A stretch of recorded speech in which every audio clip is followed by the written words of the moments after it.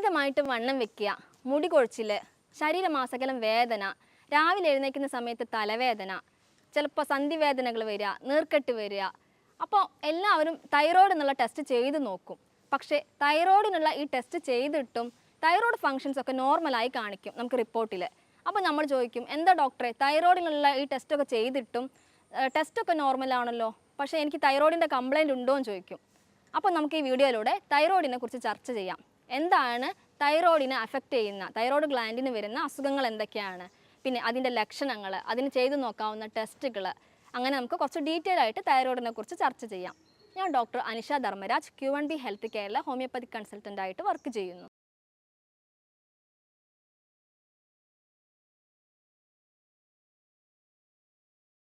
എന്താണ് thyroid gland? Thyroid gland എന്ന് പറയുന്നത് നമ്മുടെ കഴുത്തിന് മുൻവശത്ത് കാണുന്ന ചിത്രശലഭത്തിൻ്റെ ആകൃതിയിലുള്ള ഒരു ഗ്രന്ഥിയാണ് തൈറോയ്ഡ് ഗ്ലാൻഡ് എന്ന് വിളിക്കുന്നത്.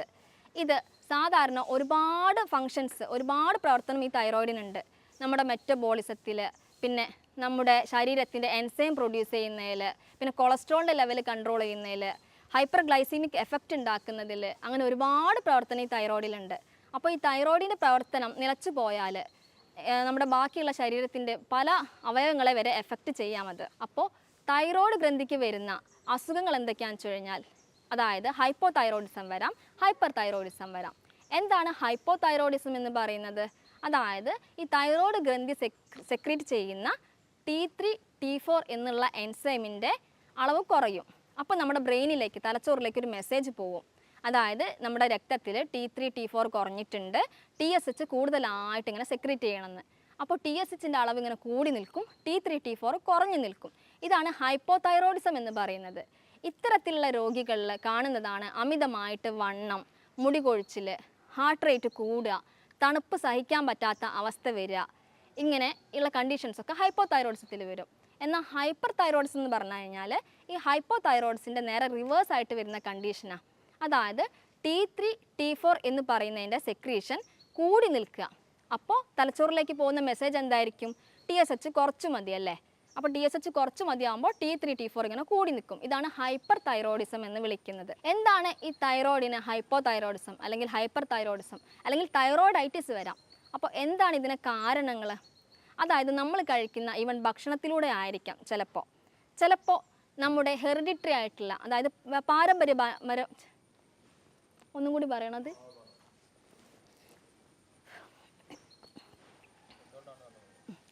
എന്തുകൊണ്ടാണ് തൈറോയിഡിന് ഇങ്ങനെ ഹൈപ്പോ തൈറോയിഡിസം അല്ലെങ്കിൽ ഹൈപ്പർ തൈറോയിഡിസം അല്ലെങ്കിൽ തൈറോയിഡൈറ്റിസ് എന്നുള്ള പോലെ അവസ്ഥകൾ വരുന്നത്?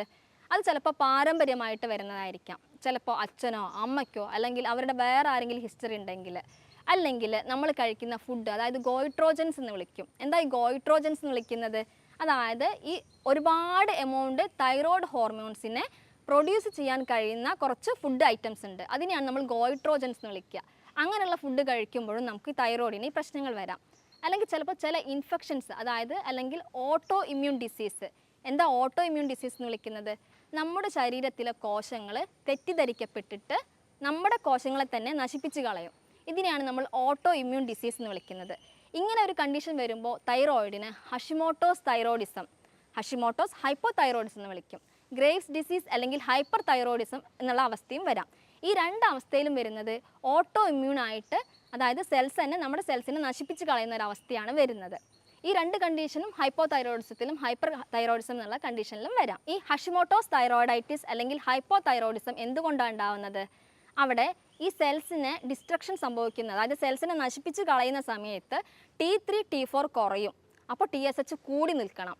അങ്ങനെയാണ് ഹൈപ്പോ തൈറോയിഡിസം ഹഷിമോട്ടോസ് തൈറോയിഡൈറ്റിസിൽ വരുന്നത്. പിന്നെ ഗ്രേവ്സ് ഡിസീസ് അല്ലെങ്കിൽ ഹൈപ്പർ തൈറോയിഡിസം എന്ന് പറയുമ്പോൾ ഇവിടെ ഒരു റിസപ്റ്ററാണ് ഉണ്ടാവുന്നത്. ആ റിസപ്റ്റർ എന്തെന്ന് വെച്ച് കഴിഞ്ഞാൽ T3, T4 കൂടുതലായിട്ട് പ്രൊഡ്യൂസ് ചെയ്യും. അങ്ങനെ T3, T4 കൂടുതലായിട്ട് പ്രൊഡ്യൂസ് ചെയ്യുമ്പോൾ TSH കുറഞ്ഞിരിക്കണം. അപ്പോൾ ഹൈപ്പർ തൈറോയിഡിസം റിസൾട്ട് ചെയ്യും. ഈ ഹൈപ്പർ തൈറോയിഡിസം കൂടുതലായിട്ട് നിൽക്കുന്ന സമയത്ത് എക്സോഫ്താൽമോസ് എന്ന് പറയും.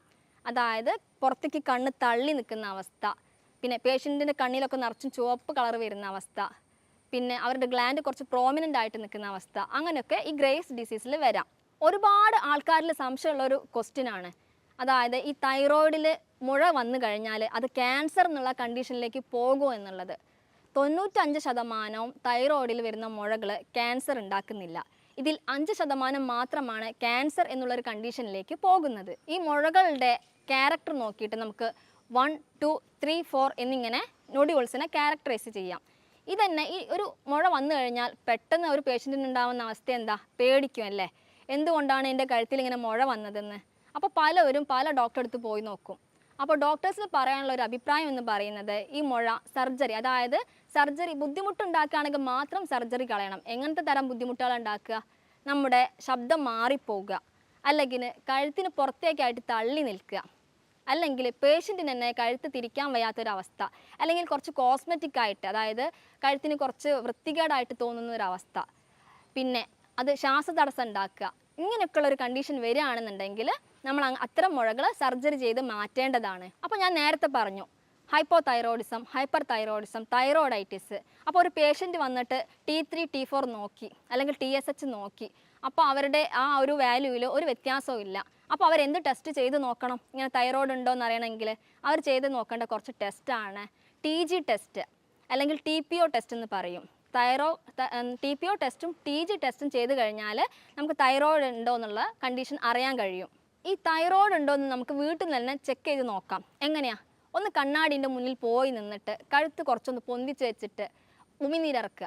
ഈ ഉമിനീരിറക്കുന്ന സമയത്ത് ഈ ഗ്രന്ഥി മുകളിലേക്ക് പോകുകയാണെങ്കിൽ തൈറോയ്ഡ് ഉണ്ടെന്ന് പറയാം. സാധാരണഗതിയിൽ തൈറോയിഡിന് അങ്ങനെ വീക്കം വരാറില്ല.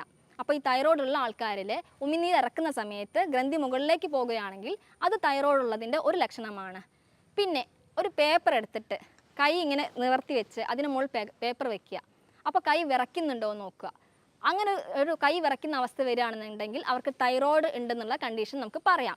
പിന്നെ ഞാൻ നേരത്തെ പറഞ്ഞ പോലെ ബ്ലഡ് ടെസ്റ്റ് ചെയ്ത് നോക്കാം. പിന്നെ മുഴ ഉള്ള കേസാണ് എന്നുണ്ടെങ്കിൽ നമ്മൾ ചെയ്യേണ്ടത് ഒരു അൾട്രാസൗണ്ട് സ്കാൻ എടുക്കുകയാണ് നല്ലത്.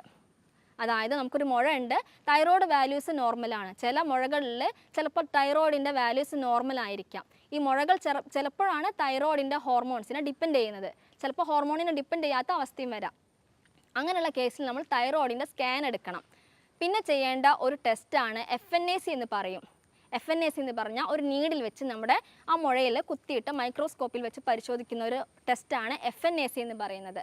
അപ്പോൾ FNAC ചെയ്ത് നോക്കിയാൽ നമുക്ക് ആ മുഴം എത്തരത്തിലുള്ള മുഴകളാണെന്ന് അറിയാൻ പറ്റും. സാധാരണഗതിയിൽ സ്റ്റേജ് 3 അല്ലെങ്കിൽ സ്റ്റേജ് 4ലേക്ക് വരുമ്പോഴാണ് അത് കുറച്ചും കൂടി ക്യാൻസറസ് ആയിട്ടുള്ള കണ്ടീഷനിലേക്ക് എത്തിക്കൊണ്ടിരിക്കുക എന്ന് പറയുന്നത്.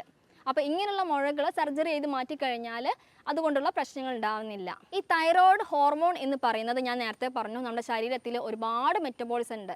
A to Z മെറ്റബോളിസം നടത്തുന്നത്, അതായത് രാസപ്രവർത്തനം നടത്തുന്നത് ഈ തൈറോയ്ഡാണ്. എന്താണ് മെറ്റബോളിസം എന്ന് പറഞ്ഞു കഴിഞ്ഞാൽ, അതായത് നമ്മുടെ ശരീരത്തിൽ, അതായത് ഇപ്പോൾ ഒരാൾ മെലിഞ്ഞിരിക്കുകയെന്ന് പറഞ്ഞു കഴിഞ്ഞാൽ അയാളിൽ ഒരുപാട് രാസപ്രവർത്തനം നടക്കുന്നുണ്ടെന്നാണ് അർത്ഥം. തടിച്ചിരിക്കുന്ന ആൾക്കാരിൽ BMR, ബേസൽ മെറ്റബോളിക് റേറ്റ് കുറവായിരിക്കും. അവരിൽ രാസപ്രവർത്തനം നടക്കുന്നത് കുറവാണ്. അപ്പോൾ ഒരുപാട് മെറ്റബോളിസം നടത്തുന്നതിൽ ഈ തൈറോയിഡിന് പങ്കുണ്ട്. പിന്നെ കുട്ടികളുടെ കാര്യത്തിൽ പറയുകയാണെങ്കിൽ 12 ആഴ്ച വരെ, നമ്മുടെ ഗർഭസ്ഥ ശിശു ഇരിക്കുന്ന 12 ആഴ്ച വരെ അമ്മയിൽ നിന്നാണ് ഈ കുട്ടിക്ക് തൈറോയ്ഡ് ഹോർമോൺ കിട്ടിക്കൊണ്ടിരിക്കുന്നത്. ഒരു 5 to 6 മാസമാകുമ്പോഴാണ് ഒരു ഏകദേശം ഫങ്ഷനിങ്ങിലേക്ക് ആ കുട്ടിയുടെ തൈറോയ്ഡ് ഹോർമോൺ വരുന്നത്. അപ്പോൾ ഒരു പ്രഗ്നൻ്റ് ആയിരിക്കുന്ന സമയത്ത് തൈറോയ്ഡ് ഉണ്ടോ എന്നുള്ളത് നമ്മൾ ചെക്ക് ചെയ്യണം. ഈ തൈറോയ്ഡ് എന്ന് പറയുന്നത് ഈവൻ ഇൻഫെർട്ടിലിറ്റിക്ക് അല്ലെങ്കിൽ സെക്ഷൽ ആയിട്ടുള്ള ഒരു മടുപ്പിന് വരെ ഈ തൈറോയിഡിൻ്റെ ഹോർമോൺസ് കൂടി നിൽക്കുന്നത് കൊണ്ടോ കുറയുന്നതിനോ കാരണമായിരിക്കാം. അപ്പോൾ ഞാൻ നേരത്തെ പറഞ്ഞ പ്രഗ്നൻ്റ് ആയ ലേഡീസിൽ തൈറോയ്ഡ് കൂടുമ്പോൾ ഉള്ള പ്രശ്നം എന്താണെന്ന് വെച്ച് കഴിഞ്ഞാൽ ഇവരിൽ പ്രീ എക്ലാംസിയ, അതായത് ഈവൻ ചിലപ്പോൾ ഫിക്സ് വരിക എന്നുള്ള കണ്ടീഷനിലേക്കൊക്കെ പോവാം. അല്ലെങ്കിൽ കുട്ടി മെൻ്റലി റിട്ടയർഡ് ആവാമെന്ന് പറയും. അതായത് വളർച്ചക്കുറവ് വരിക, അല്ലെങ്കിൽ തല കുറച്ച് വലുതായിട്ട് വീർത്തിരിക്കുന്ന ഒരവസ്ഥ, ഇങ്ങനത്തെ അവസ്ഥയിലൊക്കെ തൈറോയ്ഡ് ഉണ്ടെങ്കിൽ വരും. അപ്പോൾ ഒരു പ്രഗ്നൻ്റ് ആയിട്ടുള്ള ഒരു അമ്മ എപ്പോഴും തൈറോയ്ഡ് ഫങ്ഷൻസ് നോർമൽ ആണോ എന്ന് ചെക്ക് ചെയ്യണം. സാധാരണഗതിയിൽ നമ്മുടെ തൈറോയിഡിൽ നിന്നുള്ള ഈ തൈറോയ്ഡ് ഹോർമോൺസ് രക്തത്തിലേക്ക് പ്രൊഡ്യൂസ് ചെയ്ത് കഴിഞ്ഞാൽ പിന്നെ ഈ തൈറോയ്ഡ് ഹോർമോൺസ് എന്ത് ചെയ്യുന്നു വെച്ച് കഴിഞ്ഞാൽ ലിവറിലുള്ള, അതായത് ലിവറിലേക്ക് പോയിട്ട് അവിടുന്ന് T4നെ T3 ആക്കി മാറ്റും. കുറച്ച് ശേഷിക്കുന്ന കുറച്ച് T3, T4 മാത്രമേ കുറച്ച് സെൽസ്, അതായത് കോശങ്ങളിൽ ഉപയോഗിക്കുന്നുള്ളൂ. എന്തിനാണ് കോശങ്ങളിൽ ഈ T3, T4 ഫ്രീ ഫോമിൽ വേണ്ടത്? അതായത് അവരുടെ മെറ്റബോളിസം നടത്താൻ, എനർജി യൂസ് ചെയ്യാൻ വേണ്ടിയിട്ടൊക്കെ ഈ T3, T4 ആവശ്യമാണ്. 0.02% ആണ് ഫ്രീ ആയിട്ട് T4 കാണുന്നത്. 0.5% T3 ഫ്രീ ആയിട്ട് കാണുന്നുണ്ട്, ഫ്രീ ഫോമിൽ കാണുന്നുണ്ട്.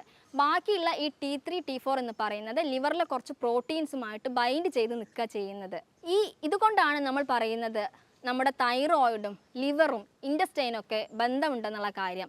അതായത് തൈറോയിഡിൽ നിന്ന് പ്രൊഡ്യൂസ് ചെയ്യുന്ന ഈ T3 T4 എന്ന് പറയുന്നത് അതിന് മാറ്റം സംഭവിക്കുന്നത് ലിവറിൽ പോയിട്ട് ഇൻറ്റസ്റ്റൈനിൽ പോയിട്ട് കിഡ്നിയിൽ പോയിട്ടൊക്കെയാണ്. അപ്പോൾ അതുകൊണ്ടാണ് തൈറോയിഡുള്ള ആൾക്കാരിൽ ഈ ഇൻറ്റസ്റ്റൈനിൽ അസുഖം വരിക അല്ലെങ്കിൽ നമ്മുടെ ലിവറിന് അസുഖം വരികയാണെങ്കിൽ തൈറോയിഡിനെ ബാധിക്കുമെന്ന് പറയുന്നത്. അപ്പോൾ ചില ആൾക്കാർ പറയാറുണ്ട് T3 T4 മരുന്ന് കഴിക്കുന്നുണ്ട് അല്ലെങ്കിൽ തൈറോയിഡിന് മരുന്ന് കഴിക്കുന്നുണ്ട്, പക്ഷെ വാല്യൂലൊന്നും മാറ്റം കാണുന്നില്ല, എന്തുകൊണ്ടാണെന്ന്.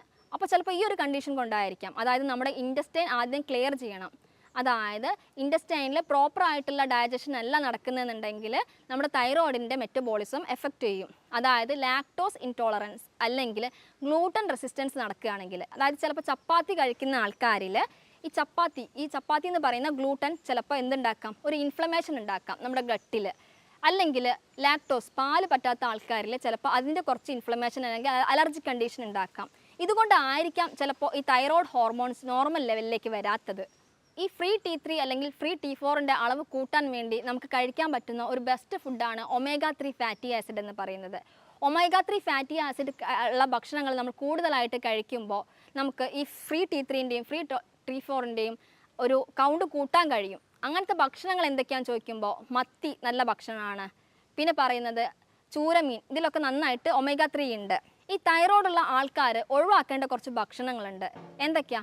കാബേജ്, കോളിഫ്ലവർ, പിന്നെ സോയാബീൻസ് അടങ്ങിയ സോയാബീൻ്റെ ചങ്ക്സ് അല്ല, സോയാബീൻസ് കഴിക്കാൻ പാടില്ല. പിന്നെ അവർ സാൾട്ട് ഇൻടേക്ക് എന്ന് പറയുമ്പോൾ അയോഡിനൈസ്ഡ് ആയിട്ടുള്ള സാൾട്ട് എടുക്കുക. ഇപ്പോഴത്തെ നമ്മുടെ ഗവൺമെൻറ് ഇറക്കുന്ന സാൾട്ട് എന്ന് പറയുന്നത് അയോഡൈസ്ഡ് ആയിട്ടുള്ള സാൾട്ടാണ്. അപ്പോൾ ഭൂരിഭാഗം പേരിലും അങ്ങനത്തെ ഒരു പ്രശ്നം വരാറില്ല. അപ്പോൾ ഞാൻ ഈ പറഞ്ഞ ഭക്ഷണങ്ങളൊക്കെ ഒഴിവാക്കുക. കാബേജ്, കോളിഫ്ലവർ, സോയാബീൻ പോലുള്ള ഭക്ഷണങ്ങൾ ഒഴിവാക്കുക. പിന്നെ അയോഡൈസ്ഡ് ആയിട്ടുള്ള സാൾട്ട് ഉപയോഗിക്കുക. പിന്നെ കാൽഷ്യം കൂടുതലായിട്ടുള്ള ഭക്ഷണങ്ങൾ കഴിയുന്നതും ഒഴിവാക്കുക. കാൽഷ്യം ഒരു തരത്തിൽ ഗോയിട്രോജൻ ഉണ്ടാക്കുമെന്നാണ് പറയുന്നത്. അപ്പോൾ ഈ പറഞ്ഞ ലക്ഷണങ്ങളൊക്കെ കാണുകയാണെന്നുണ്ടെങ്കിൽ നമ്മൾ തൈറോയിഡിൻ്റെ ഫങ്ഷൻസ് ടെസ്റ്റുകളൊക്കെ ചെയ്ത് നോക്കുക. T3 T4 TSH മാത്രമല്ല തൈറോയിഡിൻ്റെ ഫങ്ഷൻ ടെസ്റ്റുകൾ, പകരം TG TPO free T3 free T4 എന്നീ ടെസ്റ്റുകളും കൂടി നമ്മൾ ചെയ്ത് നോക്കുക. മുഴകളുള്ള കേസാണെന്നുണ്ടെങ്കിൽ നമ്മളതിനെ അൾട്രാസൗണ്ട് സ്കാനിങ് അല്ലെങ്കിൽ ഒരു FNAS എടുക്കുന്നതായിരിക്കും നല്ലത്. ഈ പറഞ്ഞ കാര്യങ്ങളിലൊക്കെ എന്തെങ്കിലും ഡൗട്ട് ഉണ്ടെന്നുണ്ടെങ്കിൽ താഴെയുള്ള നമ്പറിൽ കോൺടാക്റ്റ് ചെയ്യാം. മറ്റൊരു ഹെൽത്ത് ടോപ്പിക്കുമായി അടുത്ത വീഡിയോയിൽ കാണാം. താങ്ക്